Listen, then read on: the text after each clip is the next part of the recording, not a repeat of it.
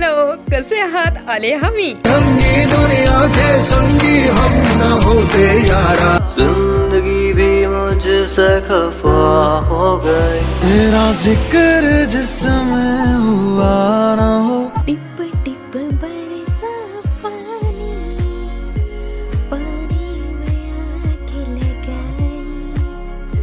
आता म्हणालीला काय झालंय, ब्लॉग सोडून ही गाणेच का गाते?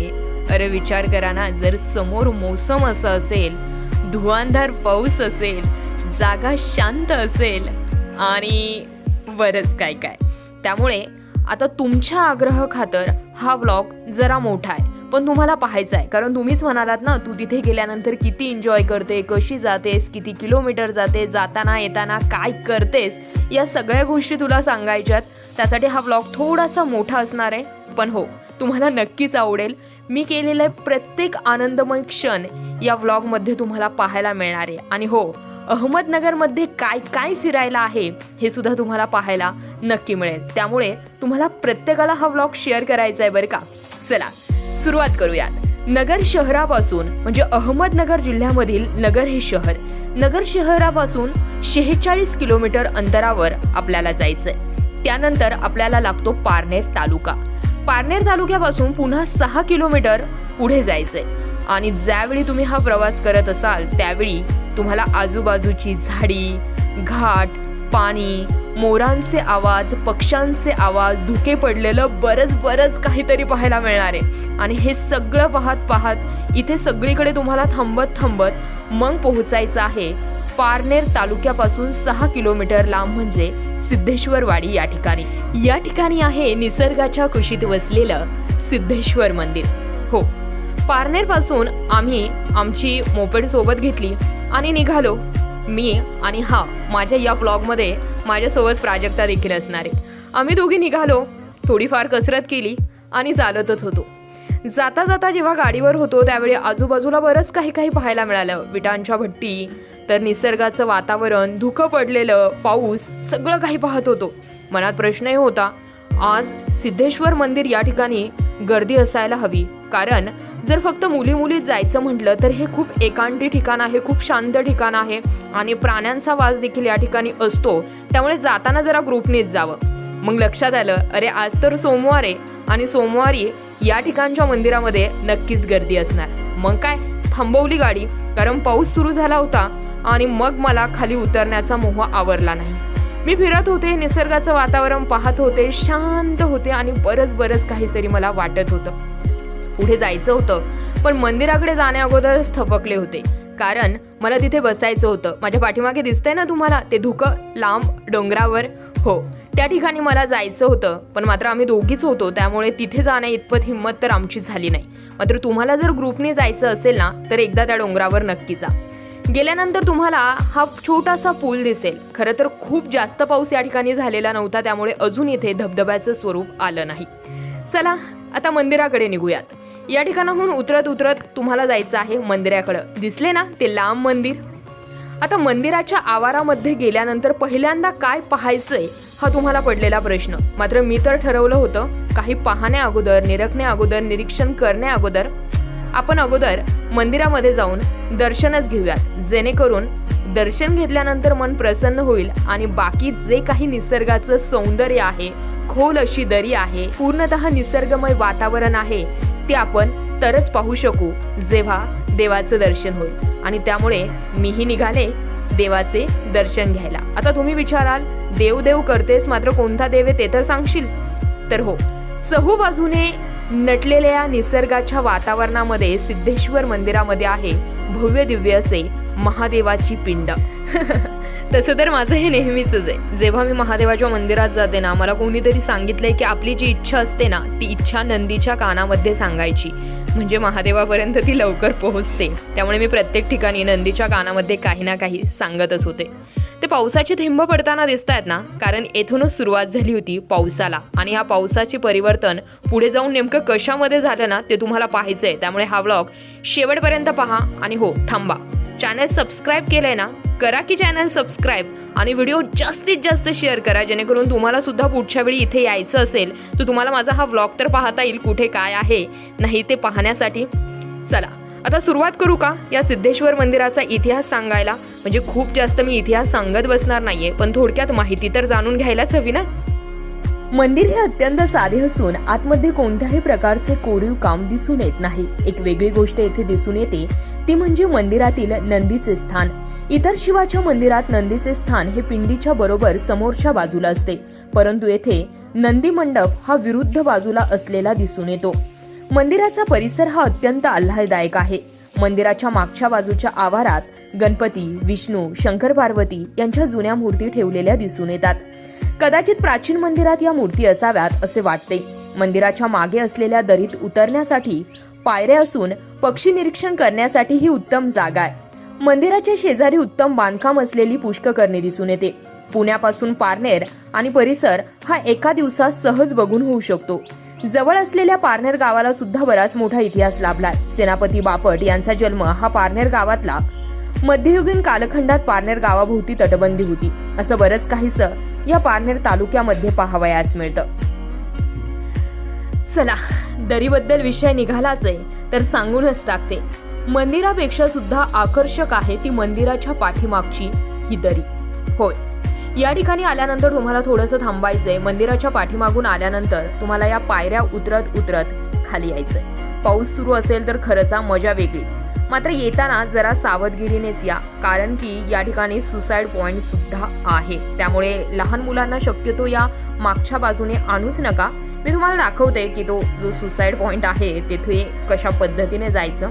म्हणजे मी जाण्याचा तिथपर्यंत प्रयत्न केला, सुसाईड करण्यासाठी नाही बरं का, तुम्हाला दाखविण्यासाठी.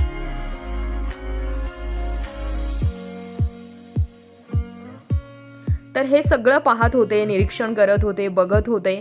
खरं तर माझ्या कल्पनेशक्तीच्या पलीकडचा नजारा मला इथे पाहायला मिळाला.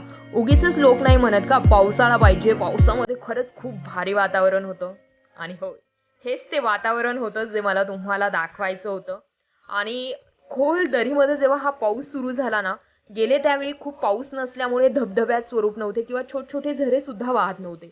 मात्र इतका प्रचंड पाऊस या ठिकाणी झाल्यानंतर लगेचच छोटे धबधबे, छोटे झरे जे आहेत ते या ठिकाणी पाण्याच्या स्वरूपामध्ये दिसायला सुरुवात झाली.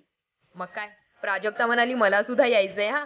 मग तिचं सुद्धा मी जसं होईल तसं शूट घेत होते. आणि ती सुद्धा हे सगळं वातावरण पाहून मनमोहकच झाली होती. पावसात ओली चिंब भिजत होती. आणि मग काय, मी थोडी भिजायची थांबणार आहे, कारण पाऊस हा तर माझा सगळ्यात जास्त आवडता असा ऋतू आहे.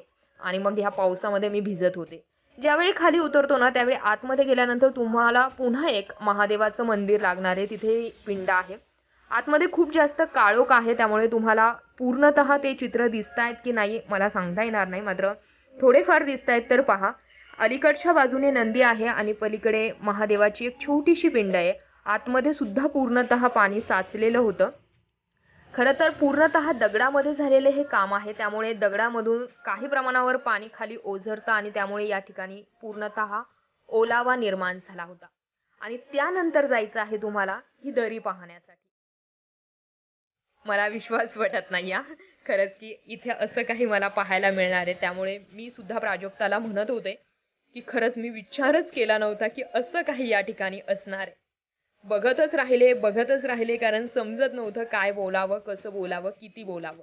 म्हणून तुम्हाला म्हटलं की या ठिकाणी तुम्हाला एकदा नक्की यायचंय, कारण हा व्लॉग तेव्हाच खास होईल ज्यावेळी या ठिकाणी पाऊस असेल आणि तुम्ही सगळेजण ग्रुपने आलेले असाल.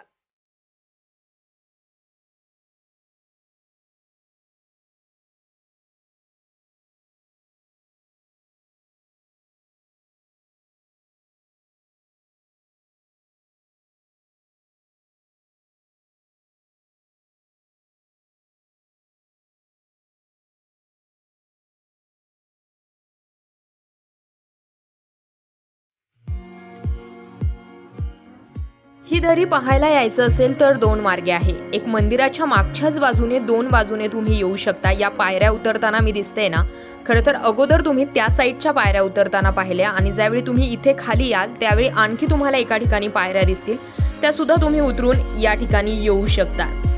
शांत बसू शकता, म्हणजे खूप शांत असं वातावरण या ठिकाणी आहे. मात्र इथे वन्य प्राण्यांचा वावर हा खूप मोठ्या प्रमाणावर आहे, त्यामुळे तुम्हाला काळजी सुद्धा घ्यायची आहे. आणि मी पुन्हा सांगते की फक्त मुलींनी म्हणजे एक दोघींनी सोबत तर नाहीच यावं.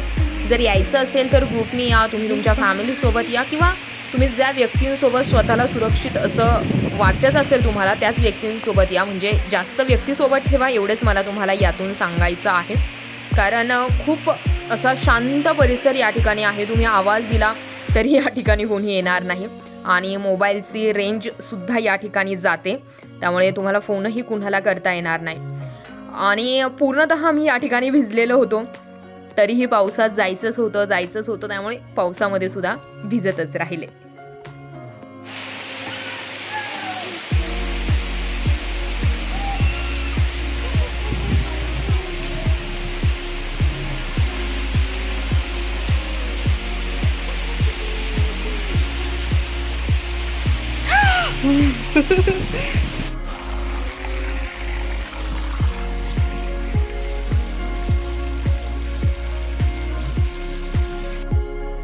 या पाण्याचा आवाज पाहून तुम्हाला अंदाज लागलाच असेल या ठिकाणी किती पाऊस झालेला आहे.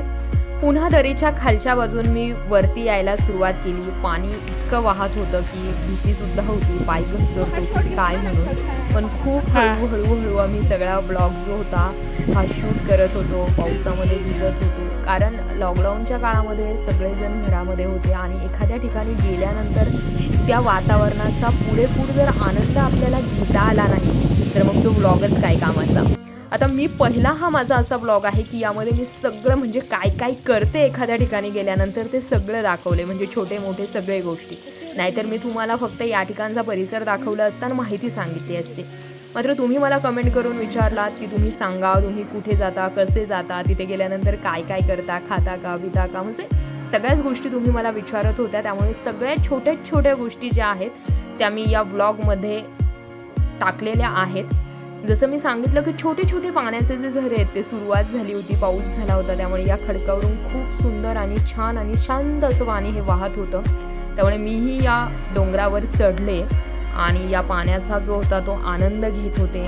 जसं पाणी शांत वाहत होतं तसा मनाला सुद्धा एक वेगळ्याच प्रकारचा ओलावा जो होता तो जाणवत होता. खरं तर या ठिकाणाहून जायची माझी बिलकुल इच्छा नव्हती, पण आता कुठेतरी सुरुवात ही परतीच्या प्रवासाकडे झालेली होती. हळूहळू मला माहिती होतं की आता आम्हाला इथून निघायचं आहे, पण प्रत्येक क्षण जो होता तो आम्ही आनंदामध्ये एन्जॉय पूर्ण करत होतो. आजूबाजूला लोकही होते, त्या लोकांना तर कळतही नसावं कदाचित की यांचं चाललंय काय म्हणून. पण कसं आहे, आपल्याला एखादी गोष्ट शूट करायची किंवा काहीतरी बनवायचं म्हटल्यानंतर सगळा विचार सोडूनच द्यावा लागतो नाही का. कोण बघतंय, कोण काय म्हणतंय, कोण काय विचार करेल, आपण त्यावेळी फक्त आपल्याच धुंदीत जगायचं असतं नाही का. त्यामुळे आम्ही सुद्धा पूर्णतः आमच्याच धुंदीत होतो. आणि त्यानंतर जेव्हा वर आलो त्यावेळी पाहिलं की डोंगरावरती पूर्णतः धुकं पसरलंय. आणि याच डोंगराबद्दल मी सांगत होते की मला या डोंगरावरती जायचं होतं, मात्र जाऊ शकलो नाही. पण नेक्स्ट टाईम मी पूर्ण प्रयत्न करेल की पुन्हा एकदा या डोंगराचा म्हणजे ट्रेकिंग व्हिडिओ मी अजून एकही बनवलेला नाही आहे, त्यामुळे पुढच्या वेळी मी नेक्स्ट टाईम नक्की विचार करणार आहे. आता हे जे बघताय तुम्ही तर या ठिकाणी एक पुष्करणी देखील आहे आणि जो हा वाडा आहे म्हणजे या ठिकाणी समाधी मंदिर आहे असं म्हटलं जातं, म्हणजे समाधी असं म्हटलं जातं. पण पूर्णतः इतिहास मला या ठिकाणचा कळू शकलेला नाही, त्यामुळे मी तुम्हाला फक्त दाखवते की या ठिकाणी नेमकं काय काय आहे. आतमध्ये गेल्यानंतर एक विठ्ठल रुक्मिणीचं मंदिर आहे. मंदिर अतिशय शांत आहे, म्हणजे त्या ठिकाणी लाईट वगैरे तर नव्हती आणि कुठल्याही प्रकारचं कोरीव कामसुद्धा नव्हतं, पण शांत होतं. आतमध्ये सुद्धा पाणी साचलेलं होतं आणि ही दगडामध्ये कोरलेली विठ्ठल रुक्मिणीची जी मूर्ती होती ती मनाला अतिशय प्रसन्न करत होती. त्यानंतर मी तुम्हाला दाखवते की जे मी सांगितलं की या ठिकाणी सुद्धा तुम्हाला यायचं आहे. मध्यभागी जे आहे ती पुष्करणी आहे आणि येथून फिरत फिरत तुम्ही इथे फोटोशूटसुद्धा खूप छान पद्धतीने करू शकता. म्हणजे आम्ही ज्यावेळी हा व्हिडिओ करत होतो त्यावेळी बरेच जण या ठिकाणी फोटोशूट करत होते, पण आमच्यामध्ये यायचं नाही म्हणून ते लगेचच बाजूला झाले. चला तर असा काहीसा प्रवास आमचा सगळा होता. ही डोंगरावरती दाटलेली धुके आणि खोल दरीमध्ये असलेले हे मंदिर, डोंगरा म्हणजे चारही बाजूंनी डोंगर, हे सगळं मनाला खूप मनमोहक करत होतं. आणि मग अशा पद्धतीचा आमचा परतीचा प्रवास सुरू झाला. थोडीशी कसरत म्हणजे रस्ते पाहतायत ना असे काहीसे रस्तेसुद्धा आहेत. बाकी रस्ता खूप छान म्हणजे खरंच खूप छान आहे. फक्त मंदिरच नाही तर मंदिराच्या आजूबाजूचा सुद्धा परिसर खूप खूप मस्त आहे. तुम्ही या ठिकाणी हवे तसे फोटोशूट करू शकता. मस्त म्हणजे खरंच मस्त आहे. प्री वेडिंगसाठी सुद्धा खूप छान असा हा स्पॉट आहे. चला तर आता तुम्हाला हा व्लॉग माझा पूर्णतः पाहिल्यानंतर काय वाटतंय हे मला चॅनलवरतीच कमेंट करून सांगायचं आहे. आपला व्हिडिओ शेअर करायचा आहे आणि हो आपलं चॅनलसुद्धा सबस्क्राईब करायचं आहे. भेटूयात पुढच्या नेक्स्ट व्लॉगमध्ये.